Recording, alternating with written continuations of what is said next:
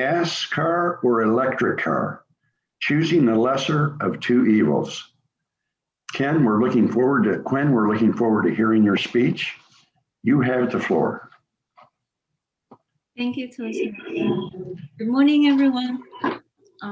As I was leaving work for home one day, I looked at my car in the daylight and I saw all the scratches and the dents that it has earned over the course of 8 years that it's been with me. It is the first car I ever bought for myself, actually, and by chance, it happened when I was turning 30. As a tease to myself at that time, I said, I'll give myself another car when I turn 40. The date creeps up too quick. It is next year. And with recent news that I hear about global warming and renewable energy, it makes me wonder what I should get, a fossil fuel car or an electric car. And so I decided to read a little bit into the non-self-propelled transportation history and their environmental impacts, so I can be ready to make a decision next year. So the first one we have in our history is Chariots. You know, it was invented and became a favorite used by the Egyptians in the 3000 BC. Fast forward in the 1830s and 1840s, horse-pulling carriage was a main way of traveling. And in big cities, as they formed and they became more and more densely populated, the need for mass commuting arose. Take New York City as an example. With over 100,000 horses, no one could figure out what to do with all the horse manure, urine, and rotting horse carcasses on the streets that were spreading diseases. Every day, imagine the horses. With 100,000 horses, they were producing over 2.5 million pounds of manure. Imagine when it rained and people had to walk over them. As a consequence, internal combustion vehicles were seen as the clean energy alternative. The first gasoline fuel engine was built in Germany in 1876. The car industry has come a long way, making the vehicles more and more energy efficient. However, they still use fossil fuel. And the process of obtaining the oil and gas has serious environmental impacts. We all know and hear about fossil fuel burning contribute to global warming. Besides that, the big news that it catch usually are oil spill, because oil spill can be deadly to animals.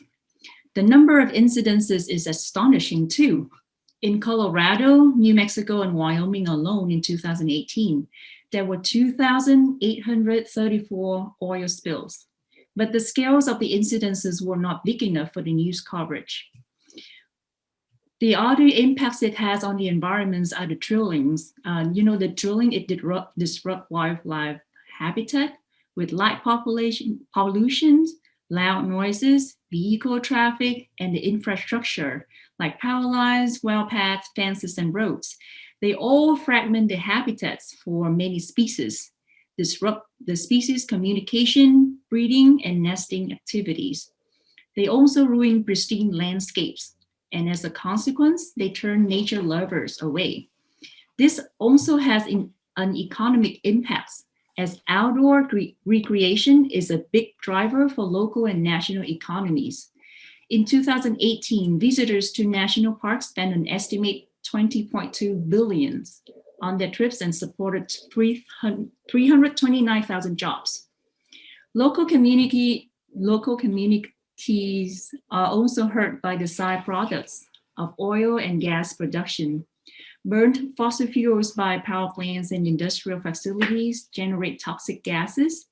Drilling method of fracking generates huge volumes of wastewater and can contaminate drinking water sources. As the environmental impacts of fossil fuel catching up to us, and we also do not want to risk depleting the resource, we turn to renewable energy. An argument that is routinely put forward to contrast the clean image of electric cars is the pollution behind the manufacturing process of their batteries. There is indeed a range of rare earth metals that make up the composite of the battery. Their extraction and manipulation can contribute to carbon emissions. Concerns over the sustainable supply of battery materials have also been voiced. These include supply risks due to high geopolitical concentration of cobalt and social and environmental impacts associated with mining, as well as the availability of cobalt and lithium reserve. The total impact of electric vehicles is more pronounced when looked at their complete lifetime. They are responsible for considerably lower emissions over the lifetime than vehicles running on fossil fuels. As much attention as electronic vehicles have gained, they actually only penetrated roughly 2% of the entire market. As they become more and more common and manufacturing becomes more widespread, battery recycling will be more efficient and reduce the need to extract new materials, therefore lessening the reliance on mining and production of new batteries. History has shown human beings are ingenious. We keep inventing things to improve our situation, overcome our obstacles, and better our daily lives. In mid-19th century, advancing forward from horsepower to fossil-powered engine was considered clean energy alternative. Now, 21st century, progressing from fossil fuel to renewable energy is considered clean energy alternative. Our journey to finding the ultimate clean energy is just at the beginning. However, the beauty of mankind is that we try, and we keep trying. And so I've decided to join this force of attempting to take the next step with the hope that we are moving forward and hopefully towards the right direction. Thank you, everyone.